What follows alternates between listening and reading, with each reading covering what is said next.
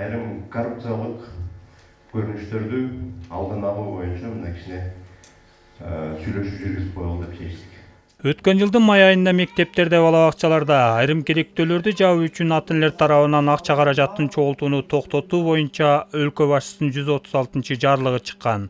Ал жарлыкта билим берүүчү мекемелердин ички керектөөлөрүн өлкө казынасынан толуктап берүү көрсөтүлгөн. Ага ылайык тийиштүү каражаттар бөлүнө баштаган. Бирок мындай көңүл бурууларга карабастан ар кандай шылтоо менен ата энелерден акча чогултуу токтой элек. Ошондой эле жемкорлукка байланышкан терс көрүнүштөр айрым агартуу мекемелеринде тымызын орун алууда. Бирок мындай фактылар укук коргоо органдары тарабынан ачыкталып жатат.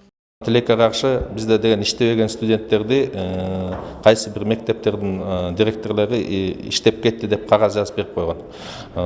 Азыр бизде ошондой факттан эки кылмыш иштер келип атат. Нагын ички башкармалыгында, ички иштер башкармалыгында. Айта кетет элем, бул биринчиликтен кылмыш жоопкерчилигине тартылып атат. Ал мектептин директорлору мындан тышкары өкмөткө келтирилген чыгым толугу менен төлөнүп берилип атат алар тарабынан. Бул где-то 200 000 сомдун тегереги болот.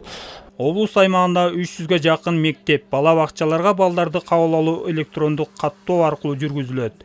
Бирок ата энелер тарабынан бул каттоо дагы бурмаланып, бошогон орундарга тааныш билиштеринин балдарын же пара алуу менен кабыл алып жатышат деген нааразычылыктар болгон учурлар бар. Электрондук кезекке башка жактан келген кызматкерлер үчүн жана укук коргоо органдарынын кызматкерлери, анан аскер кызматкерлери үчүн деп өзүнчө квота бөлүнөт. Анан укук коргоо органдарынан келген башка жактан келген кызматкерлер, анан аскер кызматкерлери ошол өзүнчө квотага очередке туруш керек. Электрондук очередке өздөрү туруш керек. Анан ошонун негизинде анан кийин ошол электрондук очеред менен кабыл алынат. Билим берүү системасында болуп жаткан окуялар боюнча дагы арыздантуулар түшүп атат.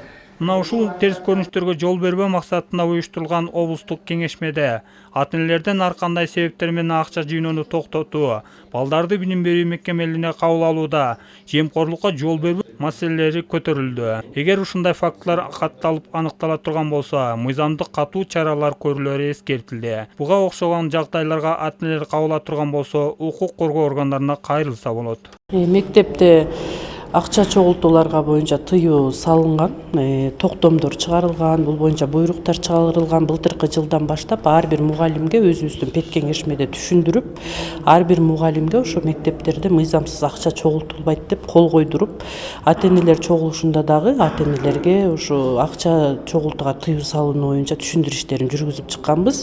Ремонт иштерине дагы, прочий расходторго дагы бардыгына ошо акчага каражаттары бир эсе эмес, эки эсе көбөйтүлүп, министрлик тарабынан келген акча каражаты менен чечилип берилип атат. Маалымат үчүн айта кетсек, Нарын облусу боюнча 143 мектеп, 145 бала бакча бар. Дал ушул билим берүүчү мекемелерине быйылкы жаңы окуу жылына убактылуу оңдоп түзөө жумуштарын жасоого өлкө казынасына 22,73 миң сом каражат бөлүнгөн. Бул каражат өткөн жылга салыштырмалуу 3 эсе көп.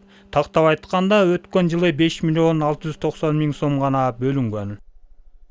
Максат Абдырахманов, Нурсултан Болотбек уулу, Нарын жаңылыктары.